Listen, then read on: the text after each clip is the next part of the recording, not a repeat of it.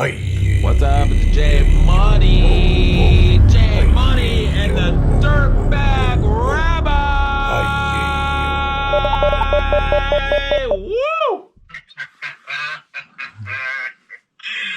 What is up? So, dude, what's up, my holy brother? My holy brother, it is a pleasure to join you from the Redwood Curtain. Oh yeah, that's right. You're up there in the north, dude. I heard you were thinking about something in the bathtub today. If it's not too personal. Yeah, no, I spend a lot of time in the bathtub up here, so if it's too personal, I wouldn't have much to share because it seems to be the only place I do any kind of self-reflection. That would be a problem for me. Yeah. Yeah, man. So, once upon a time, you attended a lecture that I was given at a meditation class I was facilitating.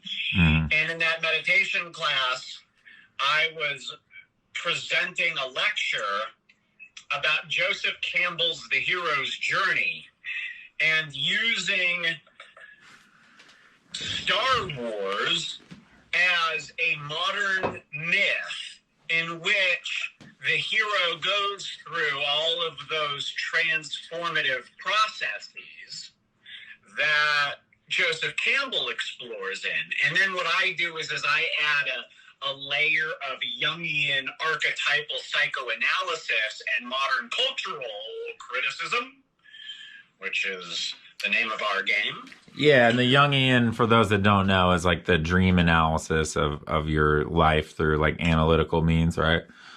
Yeah, it comes from the Freudian tradition. Nowadays, we ground it in what's called depth psychology. So if you're interested in learning more about that, Morty. resources. Bless you. Danke. Appreciate that. Merci beaucoup. Tada. Toda. Envaya. So, yeah. So basically, there's evidence in every single story, whether it be a story from the Bible or that is pre-biblical, in the Western tradition, like the Epic of Gilgamesh, the mythologies from, ancient Greece and the Celtic mythologies, the Norse mythologies, which are a transitional period in human history during the Iron Age, going into the agricultural revolution, into pastoral life, and then the indigenous cultures, the stories and mythologies that predate the agricultural revolution, that really harken back to our earliest primitive drives, which are our hunter-gatherer stories. Yeah? Yeah. Cool. So, I think it's a safe argument to make that Star Wars captures the zeitgeist of the modern human condition. Right? Yeah, Zeitgeist being the German academic word for the spirit of the times. Yeah? Yeah. I had the pleasure of attending Star Wars on opening day with my dad as a small child in 1977, right? Yeah, 77, yeah. Now, I don't remember the movie at all, but what I remember was the crowds and the excitement. Right? Yeah. The crowds and the excitement. And I remember, again, I don't remember the narrative of the movie, but what I remember distinctly is that everything after that moment was filtered through the lens of Star Wars, right? Luke Skywalker, Han Solo, Princess Leia. And growing up as a kid, we didn't know that Darth Vader was Luke's father, right? Like, spoiler alert, if you haven't seen it. Yeah. Right? The hero's father is the bad guy, which everyone is equal knowledge about today, but growing up, that was a shocker. Oh, Like, yeah. that was, That the hero's father could be a bad guy. Yeah, that wouldn't even cross anybody's mind. especially in the 80s, right? Like, the 80s were like the Reagan era, man. Everyone could pretend to be John Wayne in their own home, right? You could beat your wife and get away with it. Right? Oh, yeah, and then laugh about it on national TV in the 60s. Oh, yeah, man. Yeah, it's like, one of these days, Alice. Yeah, one of these days, Alice. Yeah. Totally, dude. It's dark times in the 80s. Yeah. You know, but everyone thought it was big and bright, which, as a shadow, as someone who studies the way that the shadow, the collective unconscious, manifests in individuals and culture, right? Like, the 80s represent a period in American history where we were engaged in wholesale war at the, at the level of the Iran-Contra affair. Yeah. Right? We were engaged in that while pretending like our sitcomedy Cosby Show, Rambo movie, the 80s were fueled by narcissism, Wall Street money, and cocaine, right? Yeah, and cocaine is the drug of narcissism. Boom. So it was a shocker, and Yeah. it was upsetting. But anyway, that motif of the Dark Father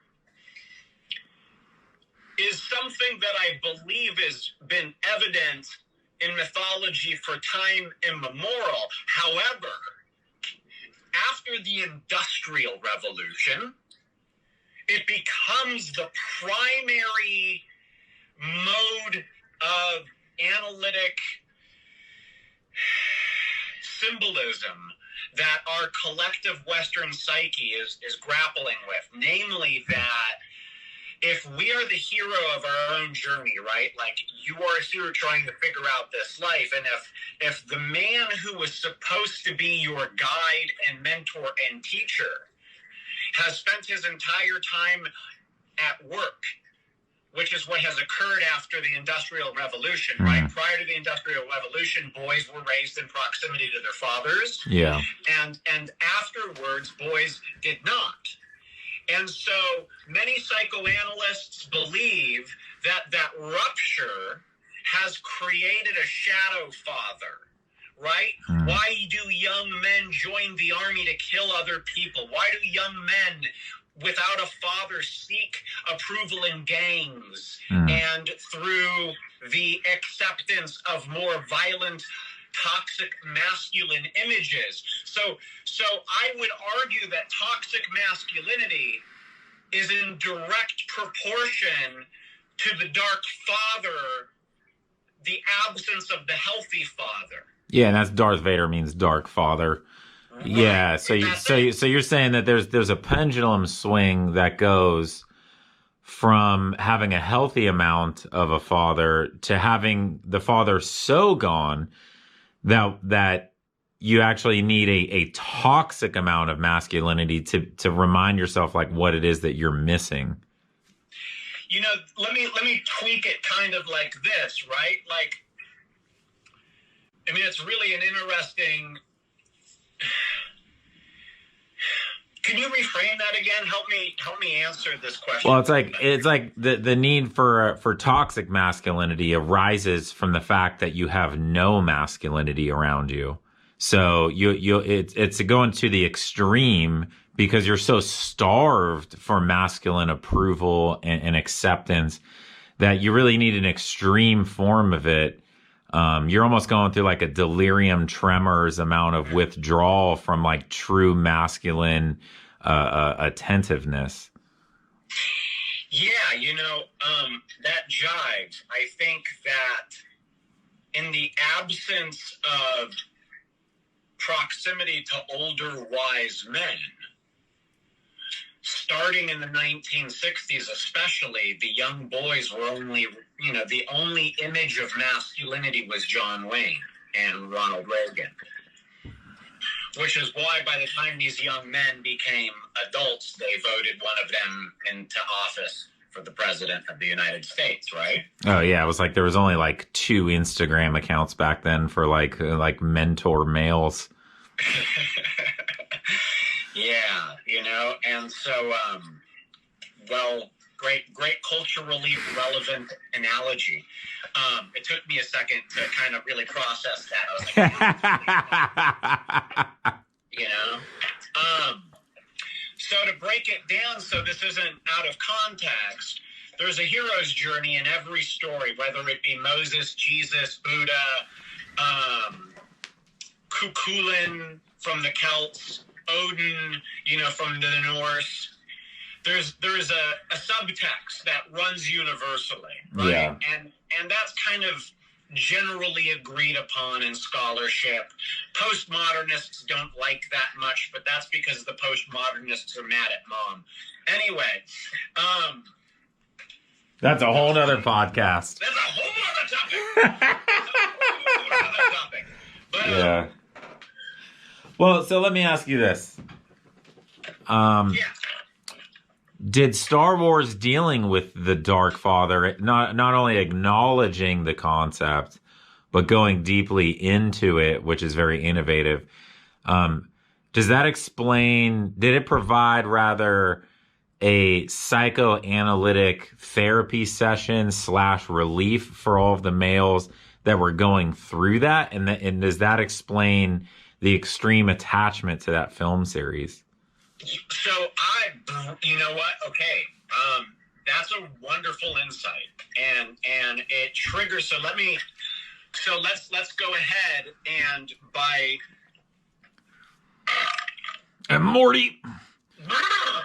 By means of description of the arc of experience of our hero, I'll answer your question. Okay. And if I meander, just reel me back to the point, because you know how my brain spins endlessly. The hero, easily identified as Luke Skywalker, right? Yeah. Luke Skywalker is the nephew of basically poor people on a desert, and he dreams of leaving and becoming a hero. Right? Joining the resistance, the Rebel Alliance, like his other friends did, who were pilots. And apparently we discovered he's a pilot. And his name's very interesting, Skywalker. So yeah, thank you. Luke Skywalker, just like we kind of briefly unpacked Darth Vader, Dark Father. Yeah. Luke Skywalker, Luke, is a play on the root lux, meaning light. Okay? Okay. And light, as we know, the path of the sun goes from east to west. So the Skywalker, the Lux Skywalker out of mythology, is the one who goes, hey, the balance of the universe is off kilter. Wow. I will come from the east and bring balance, and then everything can move in order with the natural cycle of nature again. Wow. Okay? Yeah. So Luke Skywalker is a boom. It can't hit you hard enough, right? It's a double whammy. Yeah. It's a smack your face down. I don't encourage violence, in case we have any. I'm just using that as a movie analogy. It's a metaphor. So Luke Skywalker is we know the hero. He's the one who's going to restore balance to the universe. Now, jumping ahead, because we all know how this ends, that's what happens, right? Yeah. Until we get into the problems of the new trilogy, which destroy the archetype of Star Wars. Luke Skywalker, say some. And today I might actually have a defense for Rian Johnson, reluctantly. I haven't fully fleshed it out, but maybe just in fact, Rian Johnson saved Luke Skywalker. Like some people say, I'm unwilling to go into that water yet, but as a side note, there could be a case made for it. Anyhow. I mean, we're pretty smart. We can make a case for anything, but yeah, but so Luke brings balance. And so the hero's journey is that there's a hero and there's a call to adventure. right? Hey, Luke, come with me to Alderaan, where I will teach you the ways of the Force. And Luke says, no, I'm a coward. Blah, blah, blah, blah, blah. Right? Yeah. And that's called the refusal of the call. Okay. Right? Like whether it's Jesus or Moses or Muhammad, every prophet, every star of the show called to greatness has to refuse it. Otherwise, it's not so great. As a person who affirms feminism, who believes that feminism has much to teach men how to purge toxic masculinity from our culture, this I acknowledge is a patriarchal story, because it came out of the 70s and 80s. We weren't having this discussion seriously about feminism to the degree that we are today. And that's an important thing, because feminism has taught us a lot since then. And I really acknowledge that has informed my modern takes on these 70s and 80s takes on these ancient metaphors. Feel me? I feel you. Cool. So Luke is basically, he refuses the call, and every great hero refuses the call, right? Moses tells God, no, I stutter, I can't go lead your people, I'm just a nobody. Everyone says no, and Luke is no different. But here's the thing about fate. When you're called by fate, the hero doesn't have a choice. The hero gets sucked across that invisible threshold into the unknown, right? For some young men, that's when they make the commitment to join the Marines and they enter into a weird world. Now, the problem is that weird world is a shadow initiation. The Marines teaches you how to be a mechanized soldier, right? Yeah, they're almost Tai Chiing your need for authentic masculine approval and mentorship into what they want it to be. Right. And the Marines are like young men feel a calling to be a knight. Yes, right? Yes. A Jedi. Yes. A defender of what's good. Yes. And so being a Marine in American culture is the closest thing to that. It's got a sword. It's got a uniform distinctive of all the other ones. It has a mythos. It has Latin. Yeah, all right. It's a remarkable thing for America. It's probably the only thing America has to a real initiation cult is the U.S. Marines. And even that, it's a shadow initiation, because the Marines teaches you how to be a Marine. The Marines teaches you how to be a killer in the 21st century to the best of any elite organization on this earth, but it doesn't teach a boy how to be a man. Yeah, well, it's a great point. We could go into deeper levels of that for sure. How do we get taught to be a man? Because our dads didn't know. Well, I would say that since our dads didn't know and our dads weren't around to teach us, we've never learned how to be men. I mean, I could speak for that personally, for sure. We are soft in all the wrong places and hard in all the wrong places. We're like metal we're like iron that was tried to be poured into a steel cast, that the blacksmith just did the best they could but didn't know what they were doing. Well, and that's exactly it, right? So, that leads us into the first lesson Luke has, which is male receptive space, right? The first lesson, right? So we know that Luke has to go. His family's killed, and he's got no home anymore. So he accompanies this host of ragtag characters, Han Solo, again, the name, the kind of chaotic, shoot from the hip spontaneity that we need for every good story. He's the John Wayne archetype that allows the American man to counterbalance the feminine Luke, right? We know now Luke is the brother of Leia, which means that Leia, who's the princess, is the divine feminine. The divine feminine is the metaphor for what us men must develop inside ourselves, right? We look for ass, hoping it'll fix us because we don't know how to be men. So we dominate, right? And it doesn't actually, all we do is surrender our control. We're surrendering our power because we're misunderstanding how actual power works. Power is in the ability to refrain from behavior. Power is in the ability to observe and then react, as opposed to respond. So now we know also George Lucas didn't write this. This was his wife, right? Anyone wants to study the Star Wars, his wife is the one who really wrote this. This is why when the prequels under his hand might have been well-intended but poorly executed, simply because it was his wife who wrote Star Wars, New Hope, Empire Strikes Back, and ultimately Return of the Jedi. Feel the Force.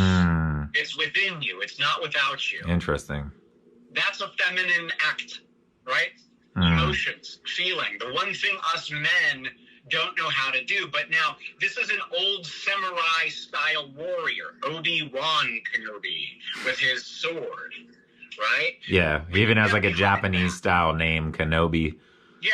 Like, for example, I run a veteran program that helps reintroduce these boy children, these men children, into an adult civilized world again.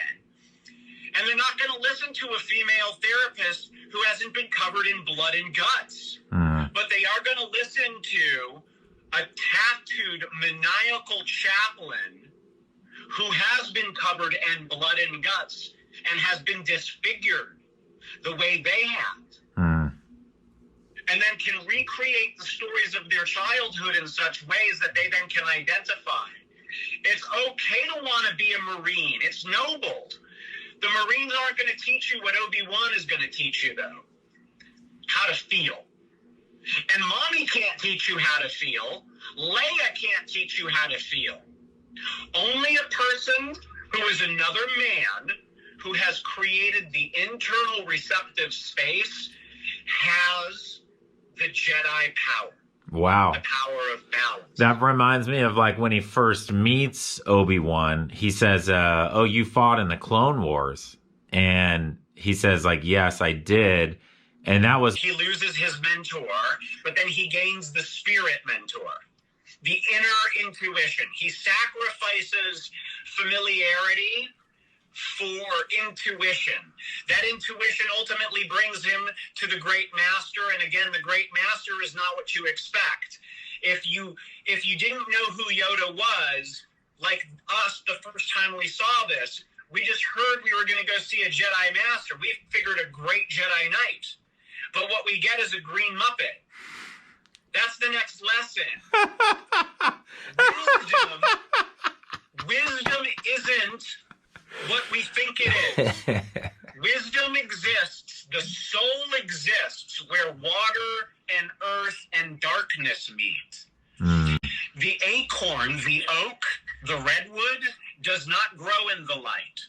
The lotus flower, the symbol of enlightenment, starts not even in the water, but in the mud below.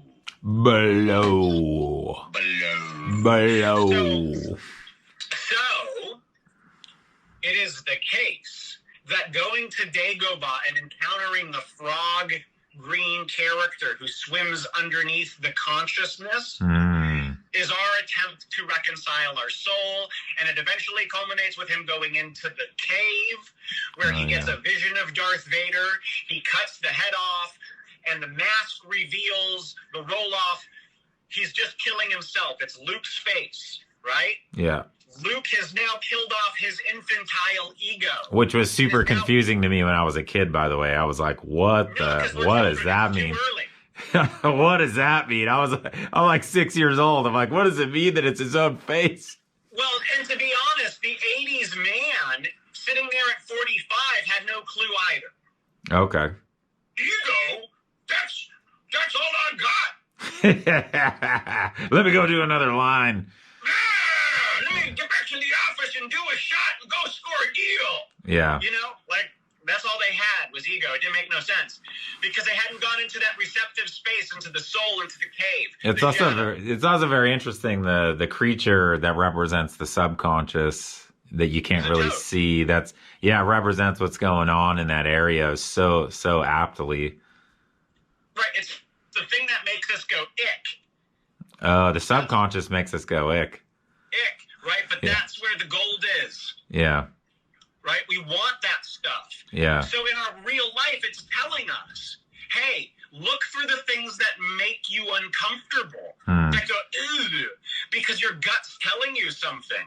Maybe your soul is saying, hey, your princess is here, but your ego consciousness only sees a frog, not what's below the surface that would culminate in a beautiful relationship if you could get over the death of your own ego.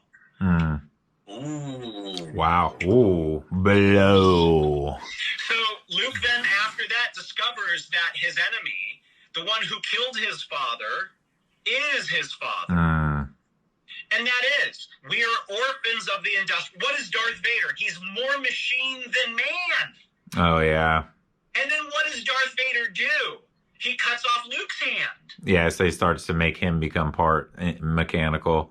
So now Luke, for the first time ever, identifies with his dad. Ooh. Because he's part machine. Yeah. Right? So he does the subconscious work. Sorry, what's that?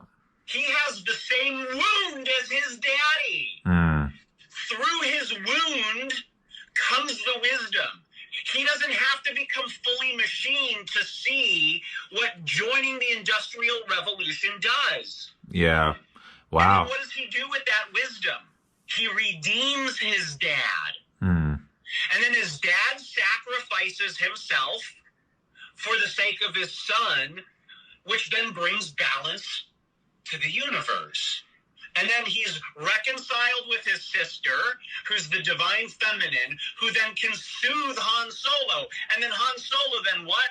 He's no longer the John Wayne character. He's now the family man who's a part of this beautiful home of gods, these spectacular shining entities of metaphor, of psychological development we all go through in our life. But the primary one being the relationship of not knowing how to find male receptive space in the absence of a father taken away, the dark father. We have to go through the desert and go and be willing to lose everything to find men who are honorable men, who have been a warrior, who have been there, done that, who have been covered in blood and guts and then healed.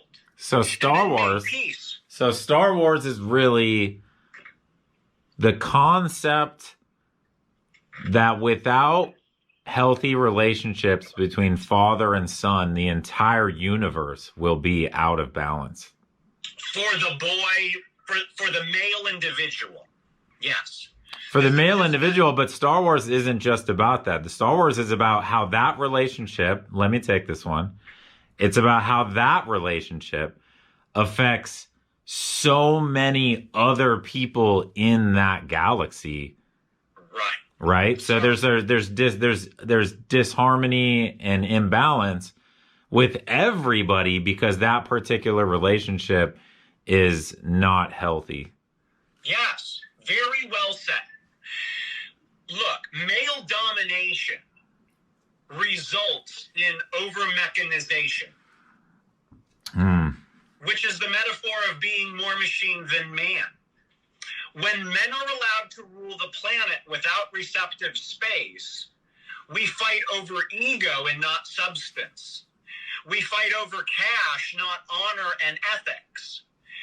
The Marine no longer has a king to serve. The knight is on the errand of the dark father. Right? When we have people, and even Donald Trump, George W. Bush, Bill Clinton, Barack Obama, it doesn't matter. All these are young boy children who never had a connection to their dad, who have externalized that struggle in their environment around them. There is no wonder why America is always hyper-focused on the spouse of the president, because we unconsciously know that's the grounding and security, because men don't know it anymore. They've lost the receptive space. So what you say is spot on. We live in a patriarchal world that is war-dominated because of males' inability to feel, to be comfortable with their feelings. Well, now that we understand a little bit of Star Wars and what it's truly about, would you say that the original trilogy was successful in healing any of those relationships, or acknowledging any of those relationships, or making the world a better place because of putting those relationships so squarely in front of us? Let me just go ahead and suggest a couple of things.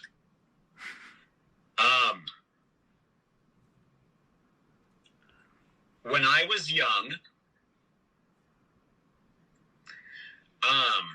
holding hands with another man in public could get you killed. Right?